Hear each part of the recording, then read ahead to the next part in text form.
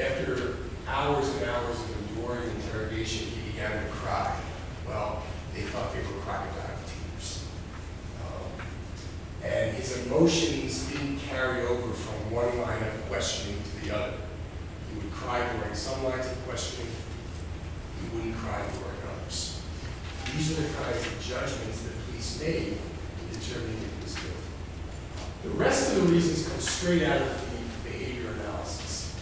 He was guilty because he covered his face with his hands, he turned away from the detectives when they asked about the girls, he slid to the end of his chair, placing himself as far away from the detectives as possible when he retreated.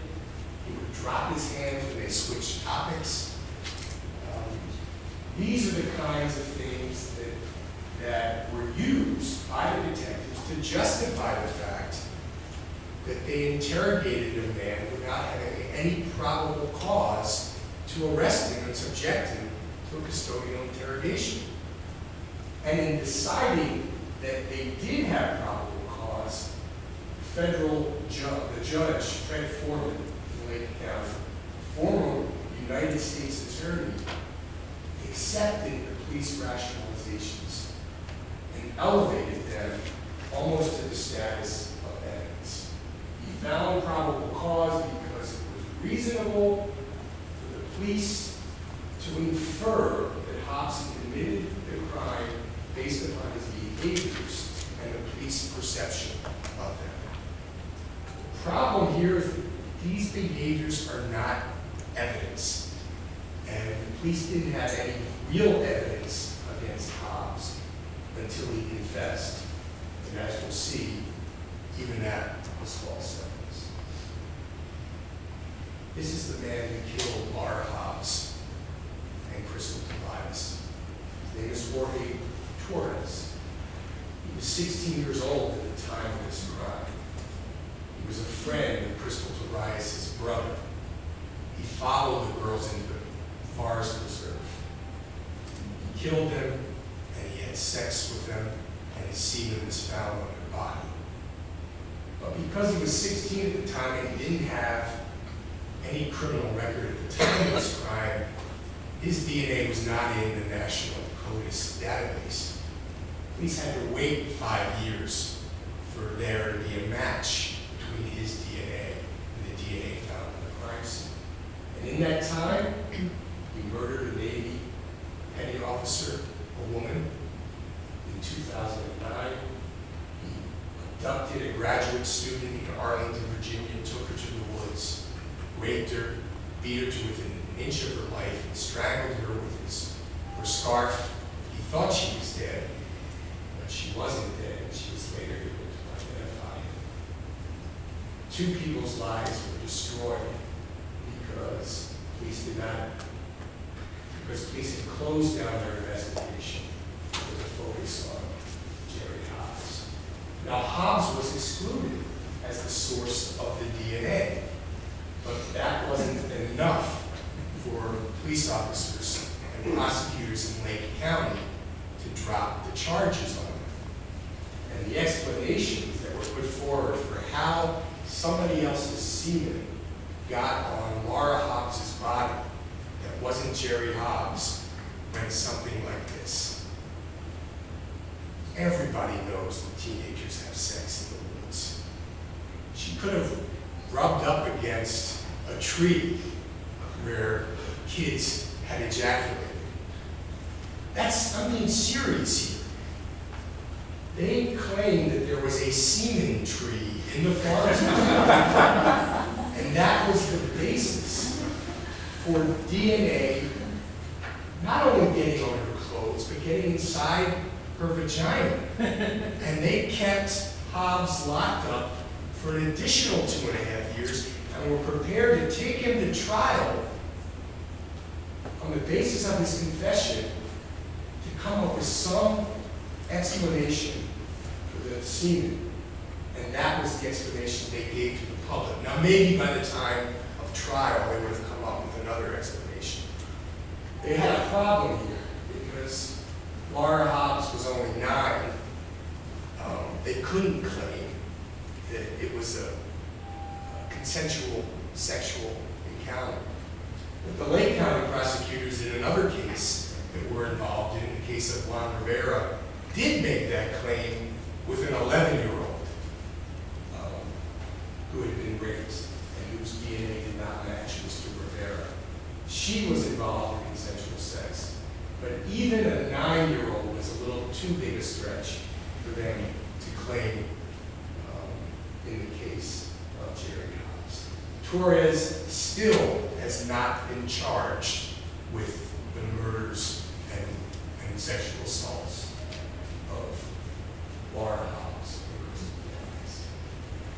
He's going to be in prison for the rest of his life based on his other crimes. Other sources of this classification: criminal profilers. Okay, there's a lot of television shows that talk about how police officers are able to create a psychological profile of the killer, and that often leads them to focus on the right person and get solve a crime. There may be some small group of people who are effective at developing psychological profiles, but by and large, this is not real science. How many of you remember when John Lee Malvo and John Muhammad were driving around the DC Beltway area, picking up people with a high-powered rifle, the Beltway sniper cases? Well, a profiler decided that this had to have been done by a white male, a loner, somebody who was somehow angry at the world and not and acting alone. And this is the thinking that led to police officers pulling in a lot of white people who fit that profile, while Malvo and Muhammad continued to shoot and successfully wound and kill others for a period of time. And first you start with the statistic that 89 to 90% of all serial killers are white. Okay. Truth of the matter is that most serial killers are white. Then you back out the guys who are happily married. They wouldn't kill anybody. That leaves the introspective loner types. So you're narrowing the pool.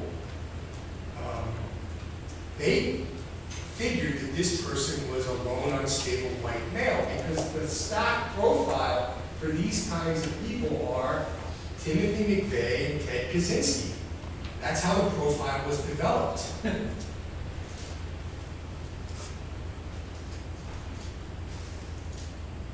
Many of the people who are engaged in this business have never been to a crime scene. They've never been involved in trying to use the evidence to tell you something about the killer. They were wrong in this case on all counts. The number of suspects, the physical description, and the motive. John Lee Malvo and John Muhammad were doing this for religious reasons. They were both African American. They were acting in concert. We've seen this in numerous wrongful convictions as well. Jeffrey Descovich, who confessed to the murder of a 15-year-old classmate.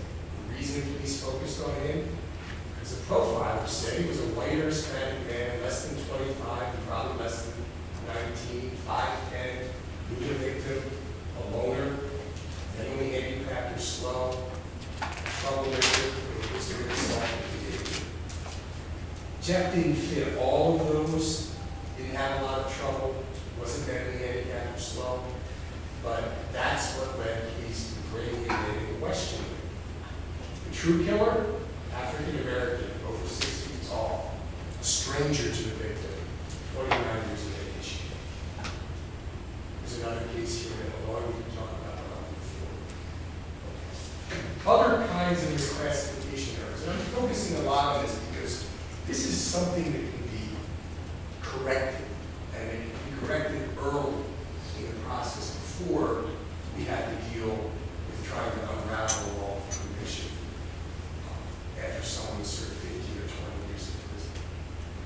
Police these experiences can sometimes lead police to make misclassification errors. Again, there are a lot of truths in police work that, if you play the odds, might help you narrow the list of suspects. But again, you're simply playing the odds. You're not basing things necessarily on evidence. So, when a child is killed within the home, someone in the family must have killed the child. Yes, that may be the case in many instances, perhaps most instances. But again, numerous cases of strangers breaking in and killing children. If there are no signs of forced entry, the killing must have been an inside job. Well, doors are sometimes left open. Burglars can get into homes by using credit cards and not having signs of forced entry. The mere fact that there are not signs of forced entry doesn't mean it's an inside job. Serial killers are white. All shootings in Black and Latino neighborhoods are gang-related. The last person seen with the victim must have killed the victim. If someone lies to the police about one thing, they must have lied about the crime in question. And that's another important thing about the whole lie detector mythology. Even if someone is lying to police, and even if they make the correct judgment that that person is lying, it doesn't mean they're lying to them about the crime in question. People lie for all kinds of reasons. They lie because they're nervous. They lie because they're scared. They lie because they want to protect somebody else. Judging someone to be a liar doesn't give you license to interrogate. I want to focus now on the second hurdle. And I want to talk about a case that I learned about by doing a Google News search or a Lexis News search. I got the tape of this interrogation, and it hammered home to me more than just about any other tape I've seen how coercive police officers can be without using physical abuse on a suspect. So here's the scenario. Raymond Wood is 38 years of age. He's charged with a manslaughter in connection with the hit-and-run killing of his common law partner, Bessie Sell. Okay. These folks live in rural Maine. And Bessie's body was found on the side of a highway. She had been hit at a high rate of speed and left there to die. Police did not have any evidence. There were some witnesses who saw